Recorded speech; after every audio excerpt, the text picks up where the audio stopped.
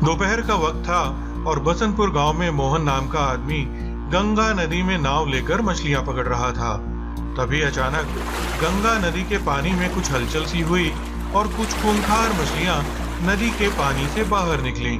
उनके पीछे पीछे एक जल दानव भी नदी के पानी से बाहर निकला। चलो इसे भी कैद कर लो और अपने जल नगर में ले चलो। अरे लेकिन हम क्या किए हैं? पर मछलियों ने उसकी एक ना सुनी और अपने मुंह से एक बुलबुला निकाला। मोहन उस बुलबुले में कैद होकर गंगा नदी में गिर पड़ा और मछलियों ने उसे बाकी लोगों के साथ अपने जल नगर में कैद कर लिया। उधर अगले दिन जब किशनगढ़ में छोटू और लंबू गंगा नदी के किनारे एक पेड़ पे झूला झूल रहे थे, तभी कुछ गांव वाले उनके पास पहुंचे। अरे छोटू दादा जल्दी चलिए, देखिए नदी का पानी को क्या हो गया है। अबे चैन से झूलने भी नहीं देते हो, अब नदी का पानी को क्या होगा?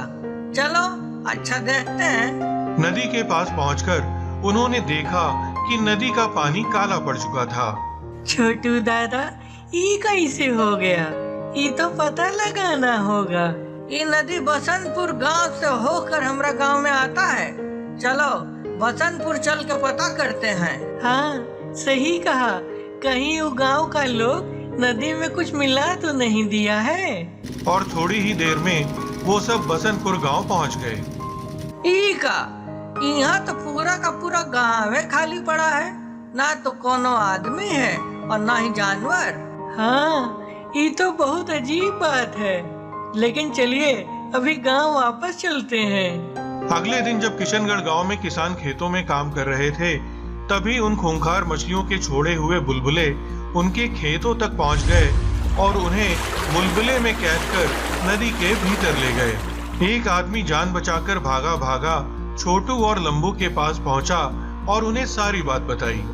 अरे हमको लगता है कि बुलबुला और नदी का काला पानी में कुछ ना कुछ कनेक्शन तो जरूर है कि घंटी वाले बाबा के पास चलना पड़ेगा।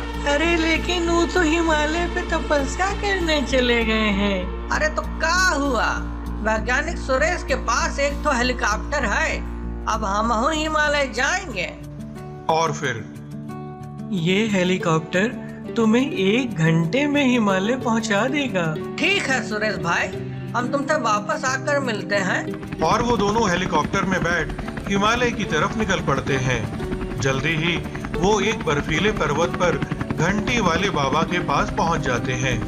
उनकी सारी बात सुनकर घंटी वाले बाबा कहते हैं, ये सब एक जल दानव का किया धरा है। अब वो पानी के साथ साथ जमीन पर भी कब्जा करना चाहता है। लेकिन नदी का पानी काला कैसे हो गया? वो भी उसकी काली शक्तियों की वजह से ही हुआ है, घंटी बजा के। अरे तो अब क्या उपाय है बाबा? तुम दोनों को दक्षिण दिशा में सतपुड़ा के जंगल में एक जादुई ईंट गाय का घर ढूंढना होगा और वहां से एक जादुई गाय की मदद लेनी होगी, जिसके गले में एक घंटी बंधी होगी, घंटी बजा के। अरे लेकिन गाय हमारा मदद क्यों करेगी? उस गाय को ये जादुई घास खिला देना और वो तुम्हारे साथ चलने को तैयार हो जाएगी। छोटू लंबू घंटी वाले बाबा से विदा लेते हैं और जल्दी ही उस जादुई गाय के घर तक पहुंच जाते हैं। थोड़ी ही देर में उन्हें वहां वो घंटी वाली जादुई गाय मिल जाती है। छोटू लंबू उस गाय को बाबा की दी हुई जादुई घास खिला देते हैं और वो गाय उनके साथ चलने को तैयार हो जाती है। गाय को लेकर वो दोनों वापस गांव पहुंचते हैं। मैंने तुम दोनों की तरबूज और संतरा कार मंगवा ली है, चलो अब हमें देर नहीं करनी चाहिए। और वो सभी उस जादुई गाय के साथ नदी के किनारे पहुंचते हैं, जहां वो शैतान मछलियों के साथ मिलकर लोगों को बुलबुलों में कैद कर रहा था। उन्हें वहां आया देख वो दानव कहता है, लो शिकार खुद ही चलकर हमारे पास चला आया, चलो कैद कर लो इन्हें। और वो खूंखार मछलियां उनकी तरफ बुलबुले छोड़ देती हैं। लेकिन छोटू और लंबू अपनी संतरा और तरबूज गन से उन बुलबुलों को फोड़ देते हैं। अरे बुलबुला तो फूट गया, चलो अब इन मछलियों को भी फोड़ा जाए। तो चलिए इनको भी खिलाते हैं तरबूज और संतरा। और वो सभी उन मछलियों को अपनी तरबूज और संतरा गन से नष्ट कर देते हैं। ये देख वो जलदानव गुस्से में आकर उनकी तरफ आग के बुलबुले छोड़ देता है। लेकिन तभी वो जादुई गाय ईंट की गाय बन बीच में आ जाती है और उन्हें बचा लेती है। इन ईंट पत्थरों से कब तक बचोगे? अब तुम्हारा अंतिम समय आ गया है। लेकिन तभी वो जादुई गाय एक गाय मानव में बदल जाती है और उस जलदानव पर अग्नि वर्षा कर देती है। अग्नि वर्षा से वो दानव जलकर नष्ट हो जाता है और सभी कैद गांव वाले नदी के पानी से बाहर निकलकर आजाद हो जाते हैं। छोटू लंबू जादुई गाय का धन्यवाद करते हैं और वो जादुई गाय वापस अपने जादुई ईंट गाय घर की तरफ लौट जाती है। नदी का पानी फिर से साफ हो जाता है और सभी लोग वापस गांव की तरफ चल पड़ते हैं। किशनगढ़ गांव में सब ठीक चल रहा था और लोग अपने अपने काम में व्यस्त थे। लेकिन ठीक उसी वक्त गांव के पास समंदर में अचानक बड़ी जोर की हलचल हुई और पानी को चीरकर एक शैतान और कुछ खूंखार जानवर बाहर निकले, जो अपने साथ एक विशाल पत्थर भी लाए थे। धीरे धीरे वो सभी किशनगढ़ गांव की तरफ बढ़ने लगे। दूसरी तरफ गांव में लंबू छोटू दादा से मिलने पहुंचा। अरे छोटू दादा कहाँ हैं आप? आइए आपको कुछ दिखाना है। हाय लंबू, अरे तुम बाद में दिखाना, आओ पहले तुमको हम दिखाते हैं। ये देखो कैसा लगा। अरे ये तो बाघ है, लेकिन ये कहाँ से आया छोटू दादा? और ये तो तरबूज खा रहा है। हाँ भाई, ये तो बस तरबूजे खाता है, लेकिन ये आया कहाँ से?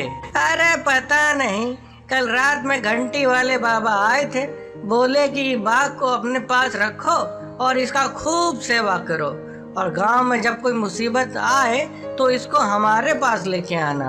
अरे ये तो गजबे बात हो गया। बाबा तो कल रात में हमारे पास भी आए थे और हमको एक तो तेंदुआ दिए हैं पालने के लिए, और वो तो बस संतरा ही खाता है। हम तो आपको वही दिखाने के लिए आए थे। तेंदुआ? कहाँ है वो तेंदुआ? रुकिए बुलाते हैं। आओ भाई अंदर आ जाओ। छोटू और लंबू बाघ और तेंदुए को देखकर हैरान हो ही रहे थे कि तभी वहां वैज्ञानिक सुरेश एक शेर के साथ आ पहुंचा। अच्छा, तो लगता है घंटी वाले बाबा तुम दोनों से भी मिलने आए थे। हाँ, और लगता है कि बाबा तुमको ये शेर दे के गए हैं। अब ई का खाता है भाई? हाँ, सही समझा। वैसे तो ये केला खाता है, लेकिन बाबा ने कहा कि ये नवरात्र गांव पे भारी पड़ने वाला है, पर हमें चिंता करने की जरूरत नहीं है, क्योंकि शेर पे माता रानी की कृपा है। अरे चलो अब जो होगा देखा जाएगा, घंटी वाले बाबा का घंटी बजा के। अगले दिन वो शैतान और उसके मायावी जानवर उस विशाल पत्थर के साथ किशनगढ़ के पास के एक गांव तक पहुंच चुके थे, जहां किसान खेतों में काम कर रहे थे। वहां पहुंचते ही उन्होंने खेतों में आग लगा दी और किसानों के जानवरों को मार डाला। उन्हें इस तरह आतंक मचाता देख किसान वहां से गांव की तरफ भागने लगे। जल्दी ही ये खबर आसपास के सभी गांवों में फैल गई और उधर सेना मुख्यालय को भी इस नई मुसीबत की जानकारी मिल चुकी थी। तोप सिंह, लगता है तुम्हारा और मुसीबतों का चोली दामन का साथ है। ओ जी हुक्म करो साहब, ओ जब तक तोप है तब तक पूरा होप है। खबर मिली है कि समंदर से कुछ शैतान एक अजीब सा पत्थर लेकर बाहर निकले हैं। तुम जवानों को साथ लेकर जाओ और जैसे भी हो उन्हें रोको। ओ जी समझो कि काम हो गया। तोप सिंह की तोप का एक गोला ही शैतानों की शैतानी बाहर निकाल देगा। उधर ये खबर छोटू, लंबू और सुरेश को भी मिल चुकी थी। अरे सुरेश भाई, लगता है कि अब की फिर तुमको कोई नया गैजेट बनाना पड़ेगा। उसके पहले हमें दुश्मन की ताकत और कमजोरी के बारे में जानकारी इकट्ठी करनी चाहिए। तो चलिए, वो शैतान अब गांव से ज्यादा दूर नहीं है। तोप सिंह सैनिकों के साथ उस शैतान की तलाश में निकल चुका था और अगले दिन उस शैतान से तोप सिंह का सामना किशनगढ़ गांव के पास के जंगल में हुआ। अच्छा, तो यही है वो शैतान। ओ जवानों, इसमें गोले दाग के इतने छेद करो कि ये कंफ्यूज हो जाए कि सांस कहां से ले और बाकी तो तुम्हें पता ही है। लेकिन इसके पहले कि वो कोई गोला बारूद दगा पाते, शैतान ने अपने हाथ ऊपर उठाए और वो विशाल पत्थर अचानक जगमगाने लगा और मेटल की बनी उनकी सभी गाड़ियां और हथियार उस पत्थर की तरफ खिंचकर उसमें समाने लगे। तोप सिंह और सैनिकों ने बड़ी मुश्किल से कूदकर अपनी जान बचाई।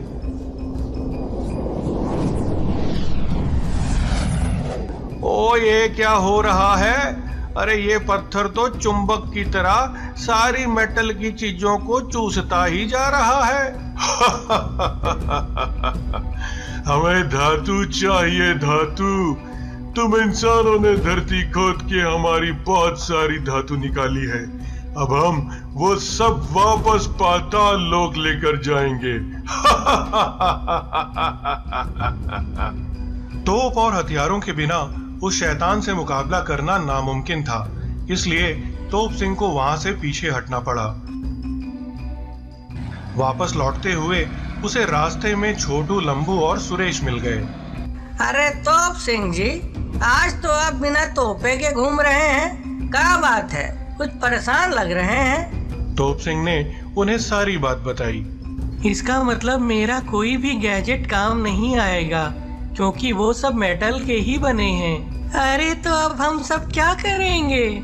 लगता है घंटी वाले बाबा हमें इसी मुसीबत के बारे में बताना चाहते थे। हमें उन्हीं के पास चलकर मदद लेनी चाहिए। हाँ, और शेर, बाघ और तेंदुआ को भी उनके पास लेके चलना होगा। हाँ, यही ठीक रहेगा। और वो सब गांव से शेर, बाघ और तेंदुए को लेकर घंटी वाले बाबा के पास पहुंचे। तो आखिर तुम सब आ ही गए। लगता है वो मुसीबत गांव तक आ पहुंची है, घंटी बजा के। हाँ बाबा, और इस बार तो मेरे सारे यंत्र भी उसके सामने बेकार हैं। इस मुसीबत को यंत्र नहीं, मंत्र से हराना पड़ेगा। लेकिन चिंता ना करो, सब ठीक हो जाएगा, घंटी बजा के।